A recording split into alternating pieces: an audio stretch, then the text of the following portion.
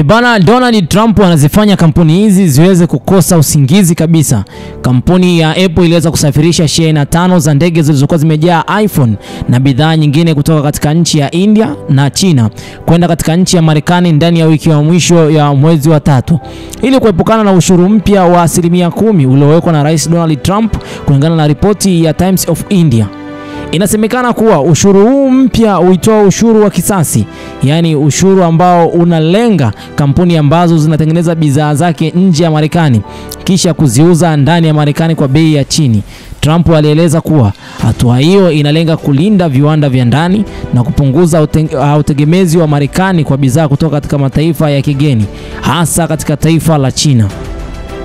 Lakini hatua hiyo imeweza kuzua taharuki kubwa sana katika kampuni kama vile Apple ambazo hutegemea sana mnyororo wake mkubwa uliozalisha nje ya nchi ya Marekani. Taarifa kutoka ndani ya Apple zinaonyesha kuwa walilazimika kufanya maandalizi ya dharura, yani kwa namna moja au nyingine wanaita immediate action. Baada ya hapo, taarifa kutoka ndani ya Apple hiyo basi waeleza kuelezea kwamba ni nini ambacho kiliwafanya, ila kwa kina wakawa wanakwepa swala zima la 10%, yani ushuru wa kisasi huo ambao ni 10%.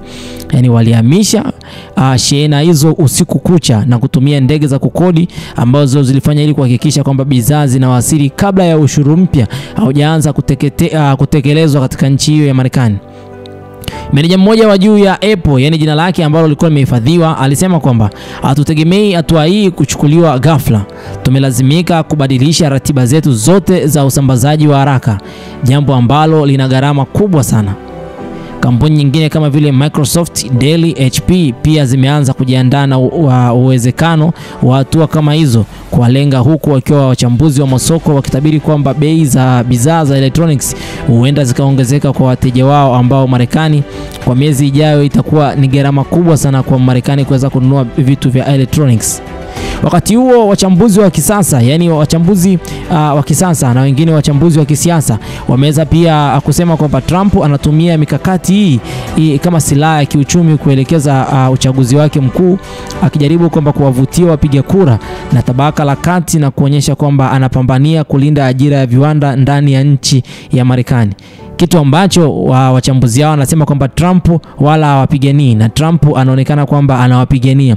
Ila mambo yamezidi kuizuka katika nchi ya Marekani. Wengi wao wamekuwa wakipigania vitu mbalimbali, especially wamekuwa pamoja na Donald Trump huku na kule kuhakikisha kwamba kuna mambo ambayo wanayapinga Trump anayoyafanya kwamba kwake yanakuwa ni kipaumbele. Lakini si wote ambao wameweza kuunga mkono hatua hiyo. Wengine wanaiona kama hatua hiyo ni kulipiza kisasi tu, yani ambayo inaweza kuathiri vibaya sana uchumi wa dunia na kuleta vita mpya ya kibiashara kati ya Marekani na mataifa kama vile China na nchi ya India. Je, hatua hii ya Trump ni busara au ni hatari kwa biashara ya kimataifa? Na vipi kuhusiana na watumiaji wa kawaida kama vile mimi na wewe? Tuko tayari kulipa zaidi ya bei ambayo tulikuwa tumeizoea? Yani ni bei ya ziada kabisa. Tuambie maoni yako hapo chini kuhusiana na Apple, Trump pamoja na biashara za kimataifa. Mimi sitakuwa na la ziada kwa muda huu. Hii ni Harmonize News na ndio unajiri katika mitandao ya kijamii. Bye bye for now.